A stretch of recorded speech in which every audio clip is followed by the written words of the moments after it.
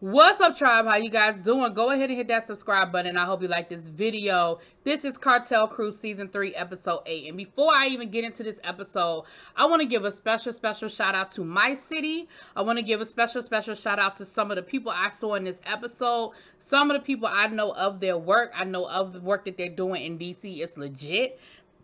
Some of the people I know, like I've worked with them in different capacities within things that I've done in my city. So shout out to them. It was a good look. It was a good thing. I'm definitely here for it. So let's go back to the beginning of this episode. We start off, it is after the honeymoon. You can clearly tell that there has been some time since the wedding to where we are now. We see Marie, she's got these real cute earrings that say Mrs. Blanco. I'm like, you better go, girl. We have Yvette, we have Kat, and we have Stephanie. So we're, look like we're at brunch, having a couple of, drinks and things of that nature, and we're talking about what's going on. They talk about the wedding and how hard of a time Kat had at the wedding, seeing Eddie with his girlfriend. And she said, listen, I'm happy for Eddie, but it definitely brought up some feelings. It definitely made me feel some kind of way, but I did the best I could and worked through it the best I could. Okay. Then Yvette starts talking about, everybody's catching up. Like I said, you can tell that some time has moved, Kat and got her hair cut and all kinds of stuff. So Yvette starts talking about how Betty has moved out of remember they were living together. She said Betty just packed up and leave. I don't know what's going on. I don't know what happened. And you see Marie on the sideline kind of smirking. Now, at first, I'm thinking she's smirking because, she like, well, Betty be tripping. Like, that's I got at first was, girl, Betty be tripping. Like, you know how Betty is. But then when Marie was like, well, you were a bitch to her. And I was like, see, immediately I'm like, oh, you've been talking to Betty. Because that wasn't, well, I thought some things were happening with y'all. It was a straight up, well, you were a bitch to her. Which means you've gotten her side of the story. You don't have Yvette's side of the story, but you've already made up your mind.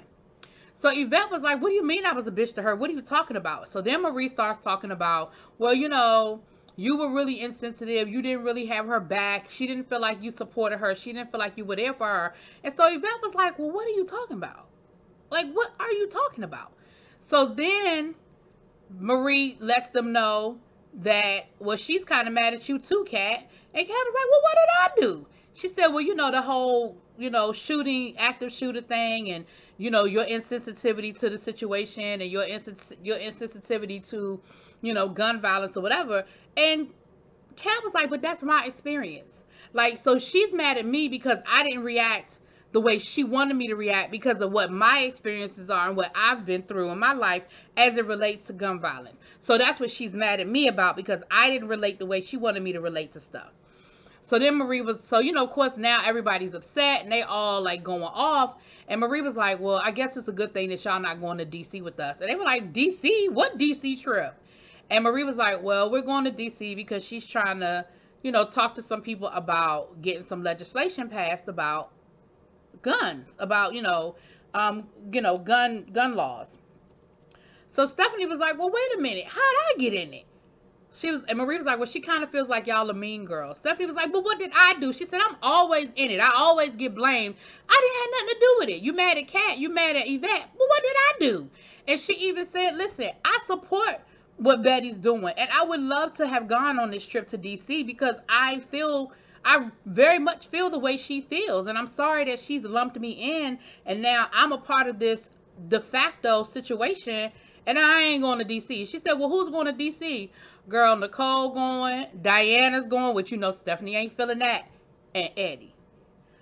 Girl, Kat was like, Eddie? How Eddie going? Magic going too, child. Now, let's pause for a second right there. Magic went with them to DC. Diana, your boyfriend had a problem with you going to a house in Miami, spending the weekend in a mansion in Miami with your girlfriends for her wedding, for one of your best friend's wedding that you were one of her bridesmaids. But he don't have a problem with you getting on a plane, because they brought up the fact that Magic was part of the issue. So you got on a plane and you flew to DC for a couple of days and Magic was there. Nobody had a problem with that. So either A, you done broke up with this boyfriend in the middle while like the time that it took y'all to film this. Either you broke up with him, or B, your boyfriend was there and I didn't see him, or C, that was some bullshit and you just didn't want to go to that damn house. That's just it. That's the three options. Anyway, so next thing you know, we see Marie with this real cute outfit. She had the Louis Vuitton bag. I like that Louis Vuitton bag, Marie, girl. You can send it to me. I know you done with it. You ain't gonna carry it no more. It was cute, girl. And a Louis Vuitton scarf, honey. And she got this nice suit on. She looking real cute. Marie looking real cute. Michael looking all cute. He all matched up and stuff. And they're down at Kat's shop. And Kat said, listen, I just want to let y'all know that somebody came through here saying that they were Michael's sister and they were trying to get in touch with him or find him or something. Well, come to find out, Michael said this is some stalker that they have. Marie immediately gets on the phone, calls the daycare, the school's daycare where their daughter is, to say, listen, don't let nobody come through there. Don't let my daughter go to the park today. Nobody is picking her up for any reason other than us. Like, we on our way. And if somebody shows up looking crazy, saying something crazy, call the police, right?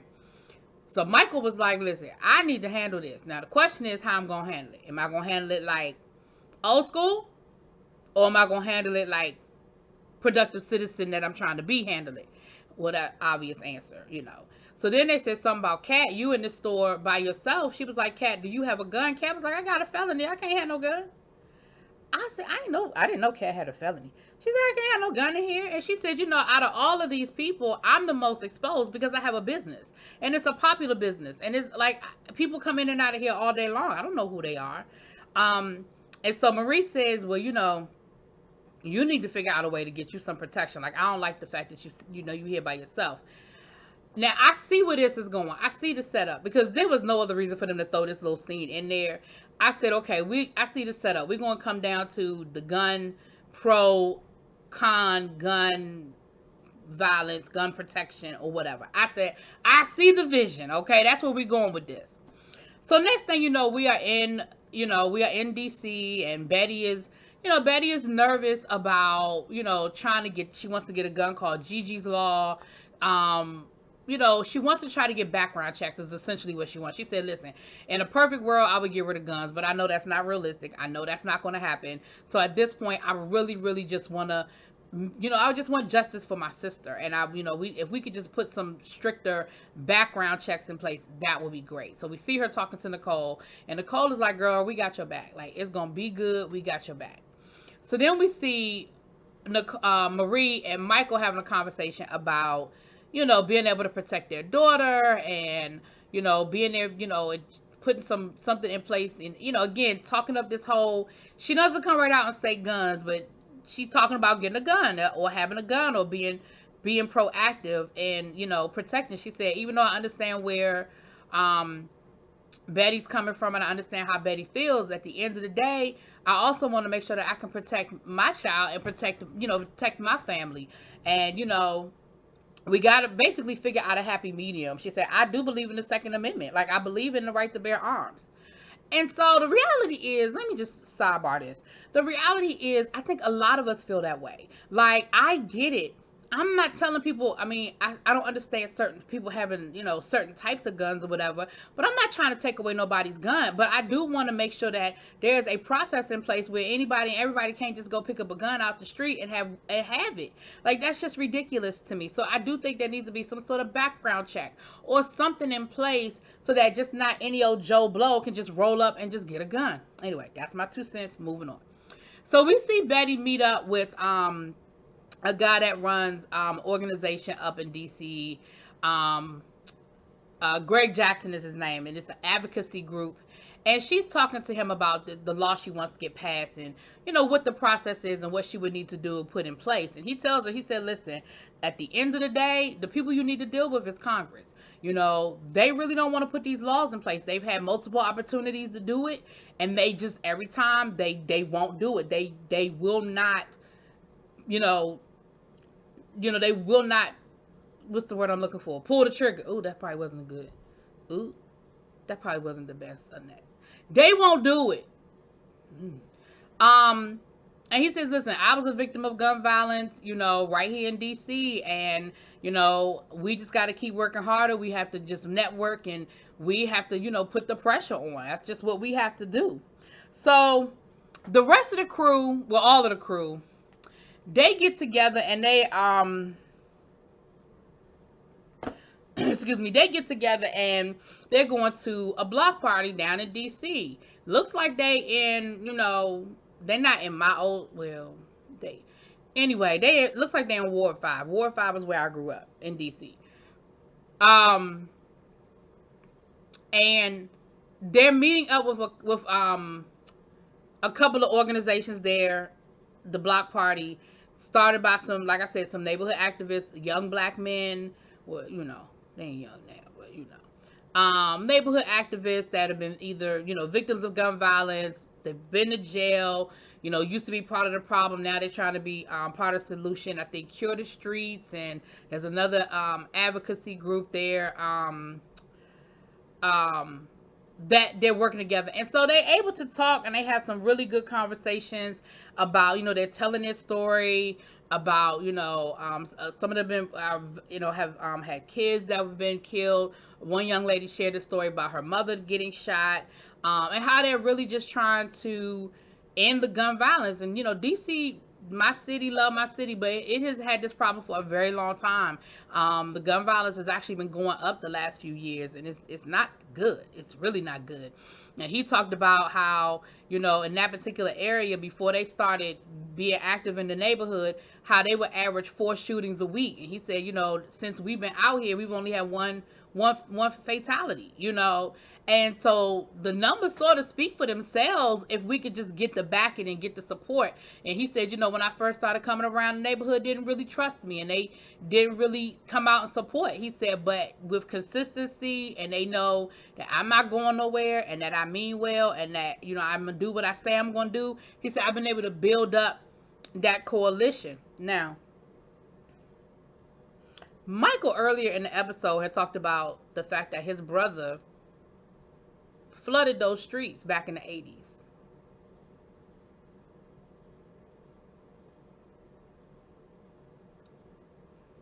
Do I want to say this?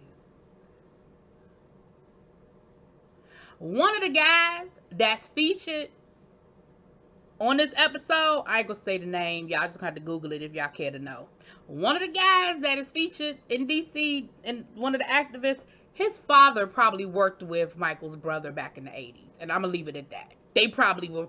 And so this particular activist has made it his mission because he knows, the other side of it. I mean, he's never known his father out since he was a kid outside of jail. That's a whole nother rabbit hole about what he's doing to try to work about, we know about a lot of the, the drug convictions in the 80s and how a lot of these men are still in jail and people are going, anyway, that's a whole nother rabbit hole. But I just want to say that there's a connection there, and they probably know it. I'm sure they know the connection. But it was just a great thing to see them all come together and talk about what they could do.